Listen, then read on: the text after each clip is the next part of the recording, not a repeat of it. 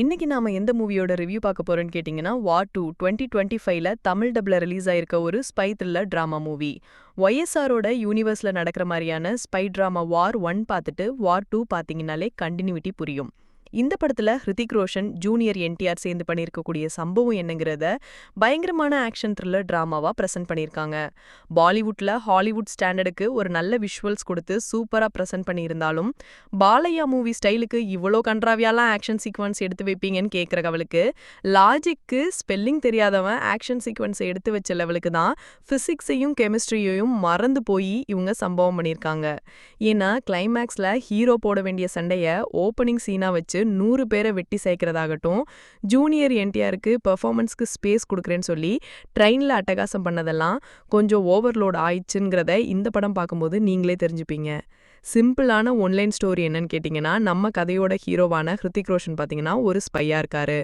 Under கவரில் ஒரு டெரரிஸ்டாக மாறி சொந்த நாட்டுக்கே துரோகம் பண்ணதா சொல்லி கலிங்கிற மிகப்பெரிய வில்லன் கேங்குள்ளே போய் சேர்ந்து அந்த முகமுடியை அழிக்கணும்னு நினைக்கிறாரு.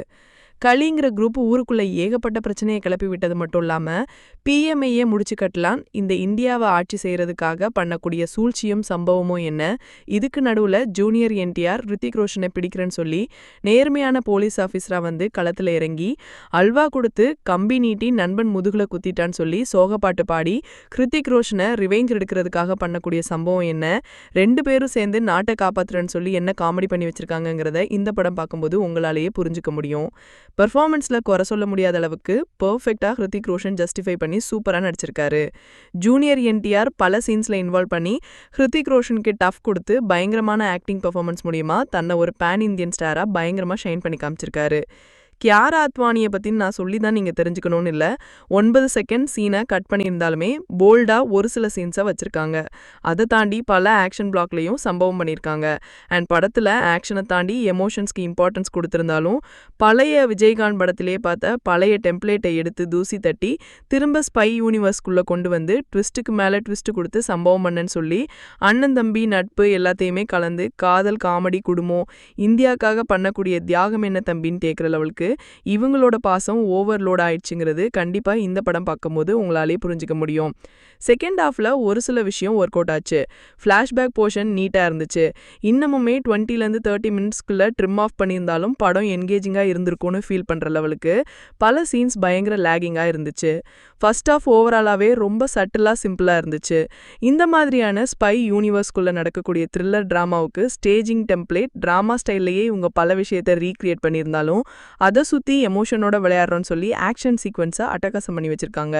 அது எல்லாத்தையுமே வெட்டி போட்டு பார்த்தாலும் ஒன்றுமே தேராத லெவலுக்கு 2-3 ஆக்ஷன் பிளாக் எதுக்குன்னு கேட்குற லெவலுக்கு ஒரு ஆக்ஷன் சீக்வன்ஸையும் 15லேருந்து 20 நிமிஷத்துக்கு எடுத்து வச்சிருக்காங்க.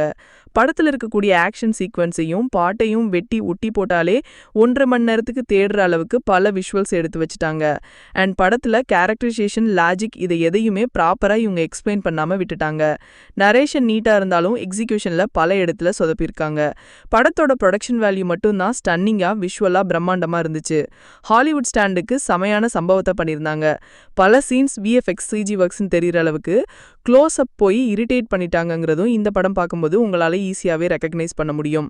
பாட்டெல்லாம் நல்லா இருந்தாலும் சீன்ஸ் எதுவுமே பெருசாக இல்லையான்னு ஃபீல் பண்ணுற லெவலுக்கு ஆடியன்ஸை நிறைய இடத்துல டிசப்பாயிண்ட் பண்ணிட்டாங்கிறதும் உங்களாலேயே புரிஞ்சிக்க முடியும். கண்டென்ட், கிளைமேக்ஸ், மெசேஜ், கேரக்டரைசேஷன் சொல்லி எல்லாத்தையுமே ஹாஃப் பேக்டு த்ரில்லர் ட்ராமாவாக தான் ப்ரெசென்ட் பண்ணியிருக்காங்க. எதுவுமே ஜஸ்டிஃபைங்காக சாட்டிஸ்ஃபைங்காக இல்லாத லெவலுக்கு தான் இருந்துச்சு.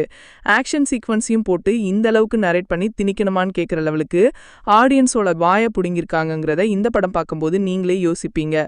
இதான் போர் அடிச்சா டைம் பாஸ்க்காக பார்த்து என்ஜாய் பண்ணுற மாதிரியான ஆவரேஜான மூவிங்கிறத மனசில் வச்சுக்கோங்க. டைகர், பத்தான், வார் எல்லாத்தையும் விட இந்த படம் ஆவரேஜாக தான் இருந்துச்சு. இந்த படத்தெல்லாம் விட அந்த படம் பெட்டராக இருக்குன்னு சொல்கிற அளவுக்கு தான் இந்த படத்தோட story and screen play narration இருந்துச்சுங்கிறத புரிஞ்சுக்கோங்க.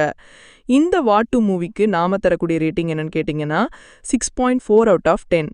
இந்த வீடியோ உங்களுக்கு பிடிச்சிருந்தா லைக் பண்ணுங்கள், கமெண்ட் பண்ணுங்கள், ஷேர் பண்ணுங்கள், சப்ஸ்கிரைப் பண்ணுங்கள், சப்போர்ட் பண்ணுங்கள்.